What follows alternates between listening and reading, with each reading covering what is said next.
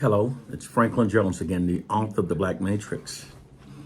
I sincerely believe that the information that I'm trying to spread is the most shadow banned and deleted content on white media platforms because it's the truth that we're not supposed to talk about. It's the truth that our oppressors don't want us to know.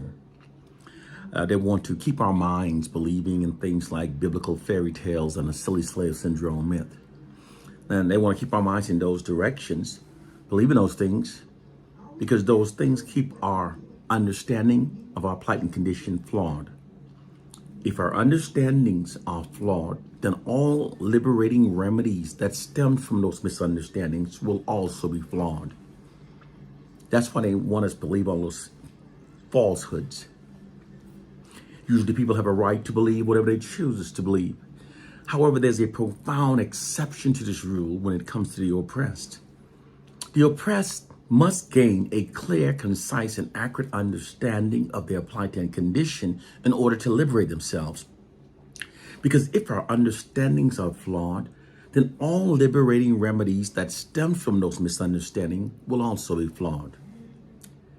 By keeping us believing that our plight is connected to a Bible written by our most ungodliest enemies, this keeps our minds buried in a Bible, waiting on a fictional Jesus to come save us to the benefit of system white supremacy.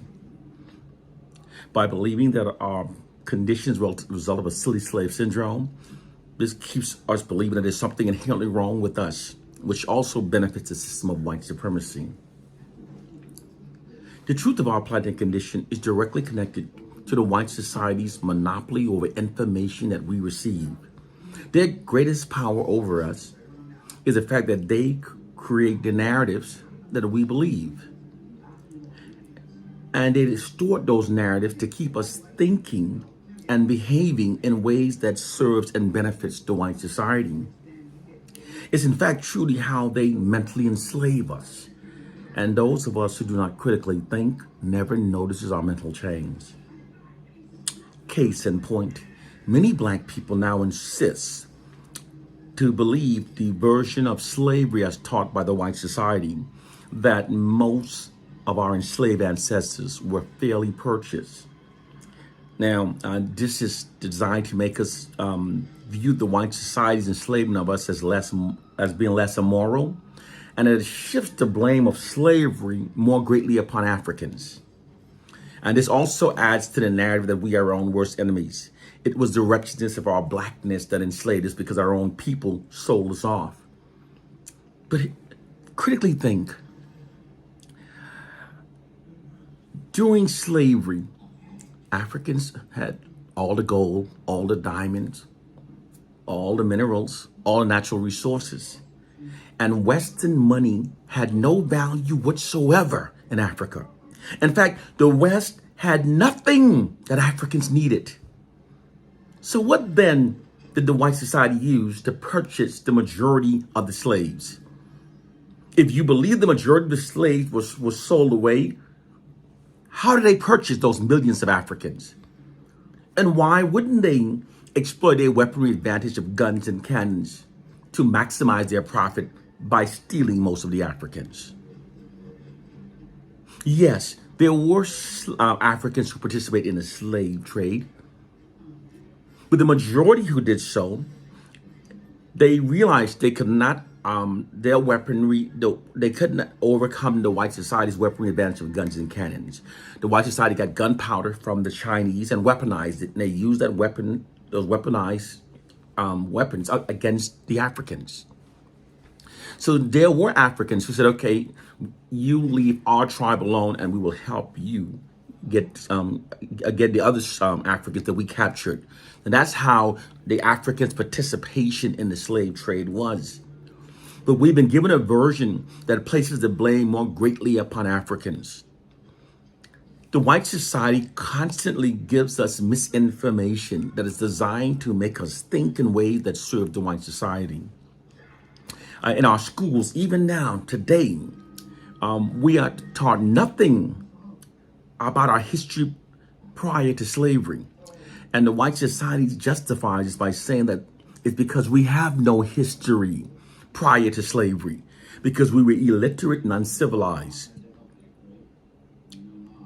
This makes us feel indebted to the white society for enslaving our ancestors. This makes us feel grateful for our enslavement. But the hidden reality is completely the opposite.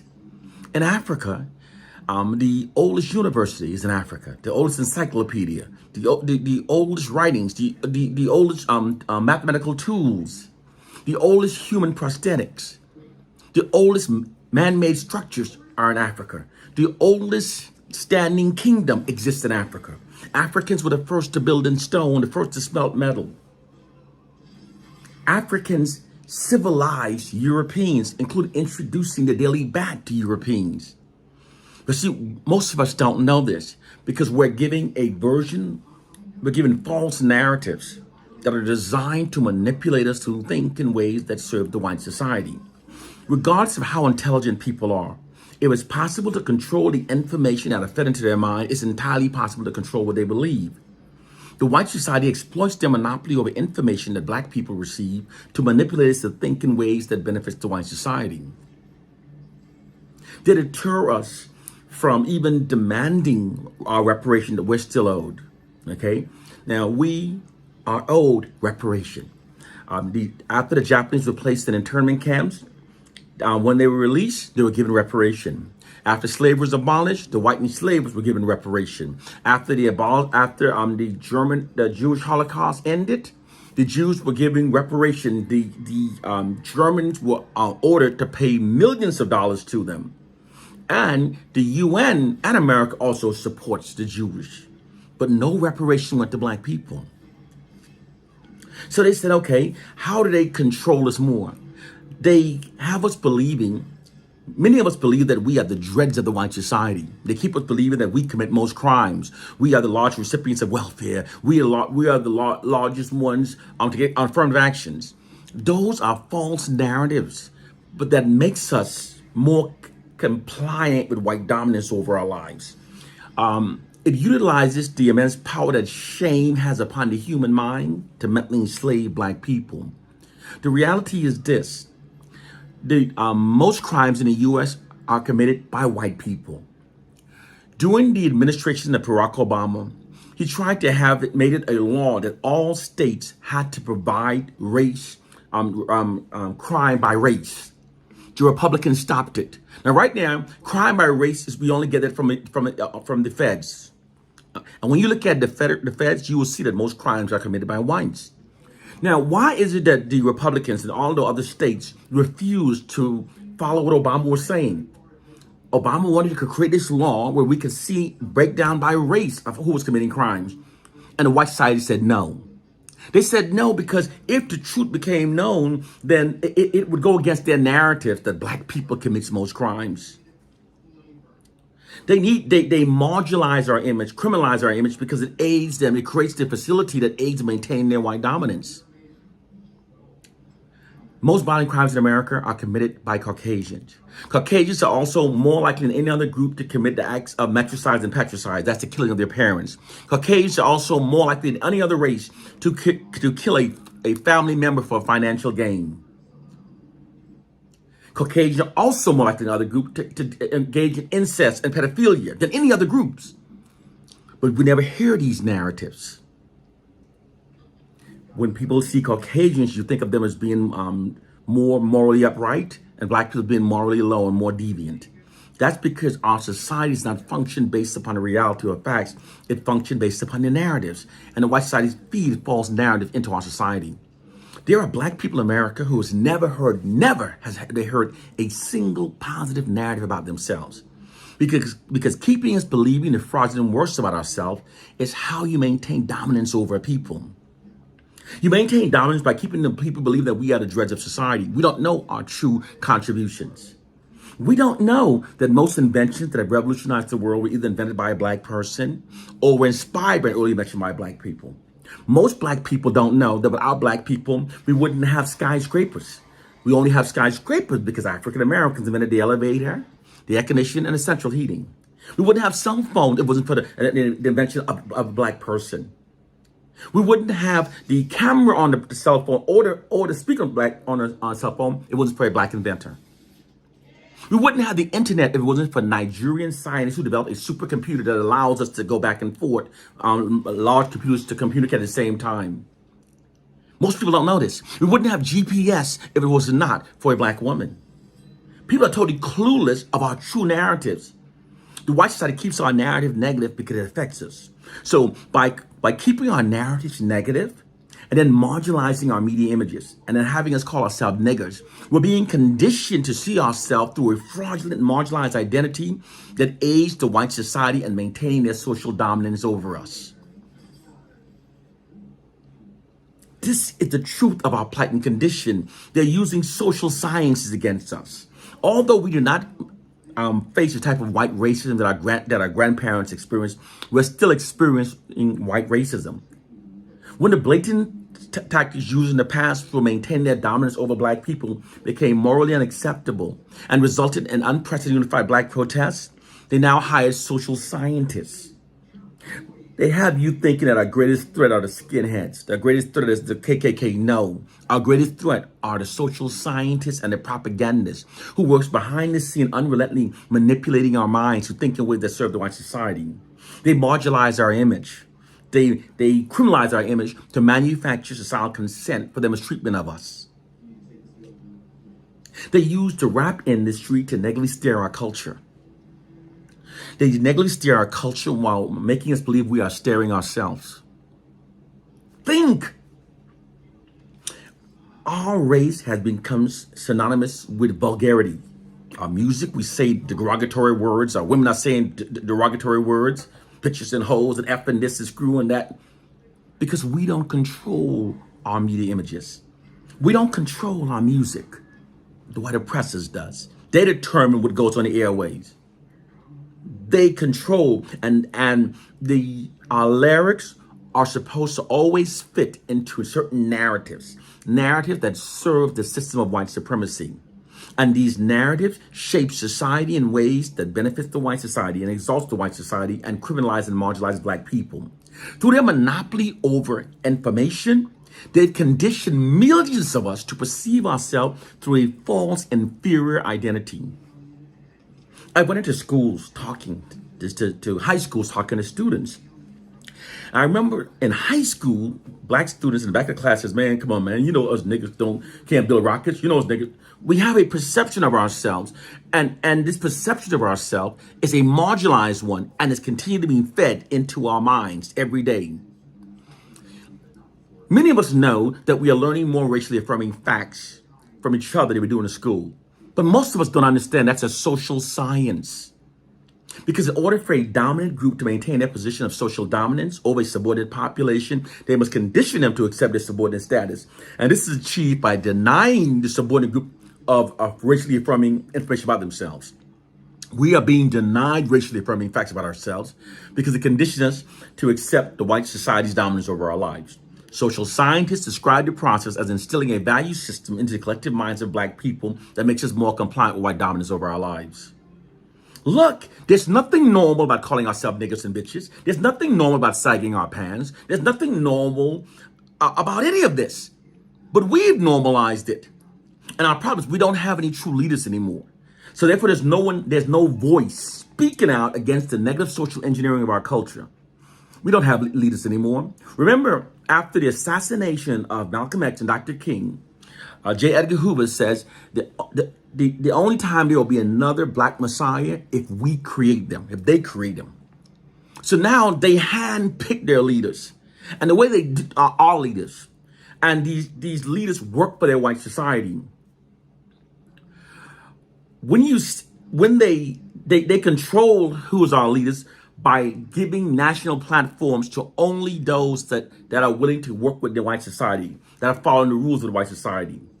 When they find those who are truly speaking liberation, like I'm speaking to you now, they will never give me a national platform. My videos will never go viral because there is a deliberate effort to subdue true liberating information. But we must realize, we must recognize the truth of our plight and condition.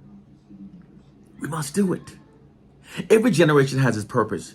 Ours is to wake up, free the minds of our people. Brothers and sisters, it's time to start understanding we are being socially engineered through the white society's monopoly over information. They constantly give us negative information about ourselves and white exalting information about themselves. And this makes us, on a subconscious level, it makes many of us feel subservient towards whites. Think, critically think. Have you noticed that every study results we hear favors whites over blacks? Do you not see how cartoonishly unrealistic it actually is? To have study results so one-sidedly favoring one group over another, as we experience it favoring whites over us, is absolutely ridiculous. It's fraudulent propaganda. Through repetition, it affects how we perceive ourselves. It affects how we perceive whites. It aids them in maintaining their social dominance. It's by design that many black people find it easier to yell at one of their own than to yell at a white person, to hit one of their own, to hit a white person. We are being socially engineered. It's happening through, in the education we're taught, the media we watch, even in the movies and TV shows we watch where we think we're just being entertained. We must start understanding social science. Everything I'm saying to you, black social scientists can confirm this, but they don't. They sit quiet because they have their good jobs. Their good jobs are well paid, and they don't talk about it. But everything I'm telling to you is a true social science. We are being manipulated to think in ways that serve to protect the system of white supremacy. The reason why many black people think favorably of whites and negatively of ourselves is because our collective aggressions have been shifted from the white society and redirected against ourselves. It's how the white society prevents us from unifying against the white society. Think about it. Every narrative that a black woman hears about a black man is negative, and they all come from white men. Every negative. They've in fact manipulated black women to believe that black men are running in droves to marry white women. This is how they demoralize black women and make black women resentful towards black men. But if you look at the statistic, you look at the U.S. Census found that 86.5% of black men are married to black women. 90% of black men date black women. Only 7% of black men in America are married to white women. Only 7%. But you are functioning based upon the fraudulent narratives, the fraudulent propaganda, what the media shows you, because the media shapes our value. It shapes our perception of the world. And they distort our perception because keeping us believing negative of ourselves is how they maintain their dominance.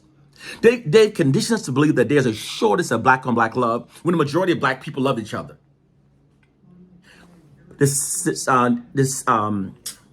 census shows in America, 91% of black women are married to black men. Only 4% have white husbands. But when you see things in the media, you've been made to believe that we're running a drove to marry whites. See, the way you divide people is by instilling propaganda in their mind, telling them that they're most divided. They then start functioning based upon those narratives, thus making it true. This is called the prophecy of the method. You keep saying something and we make it true. It can even be used in the reverse. If you have a group of people who are very divided, and you keep putting out propaganda that they're the most united, the most united, the most united, they will start functioning based upon a narrative. They'll start being more friendlier. People function based upon a narrative they receive about themselves.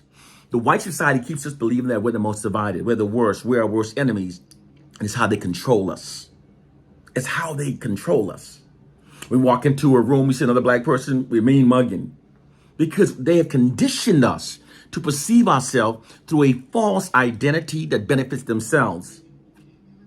Until you wake up to this reality, above a biblical fairy tale, a Bible written by our enemies will never set us free. A Bible brutally beat into the minds of our ancestors will never provide our salvation. A Bible written by history's most ungodliest people is inherently disqualified from being the true words of God. A Bible that condones slavery is disqualified from being the true words of God. Wake up and critically think. We have to start recognizing that the white society uses social sciences against us for maintaining their dominance over us. We must learn these social sciences and develop counter strategies against them. Their greatest power is their monopoly over our minds. They start brainwashing us from the time our minds are young during our early education development. And it continues from pre-K all the way to 12th grade. After we graduate, we're constantly being bombarded with propaganda in the movies, TV. We keep being told we're less than them, we're worse than them, and we're our own worst enemy. And we therefore need them to govern over our lives. They always tell us we're in a crisis. Black people are in some kind of crisis that we're trying to save black people. Even their narrative for being in Africa, they have many people believe that the reason why the Western society are so invested in Africa is because Africans can't govern themselves, and they're here trying to save the Africans. They're trying to save the pitiful Africans. When in reality, they're in Africa to protect the interests of Western society, because the Western society cannot survive 2 years without Africa's natural resources. Your cell phones and your laptops won't work without a mineral that comes from Africa. The white society is there, but they always create a narrative that exalts and exonerates themselves, that serves their interests. So you have that's why you have these poor white trash saying, go back to Africa, go back to Africa. They don't know the truth. The white masses are ignorant of the true social engineering of the ruling white elites. Our collective minds are shaped by a small group of people. That's why the ruling elites are so angry with the internet. Because the internet allows different opinions, different narratives. Brothers and sisters, we must function based upon truth. And the truth of our plight and condition is something that we've been conditioned to reject. But don't dispute facts you don't understand for lies you've been misled to believe, because doing so will keep you mentally enslaved by the white society. It's time to elevate our minds. It's time to start recognizing that there's a war being waged against us, a covert war being waged against us, and a war so effective and it manipulates our minds so much that many of us are participating in the war. One love and peace.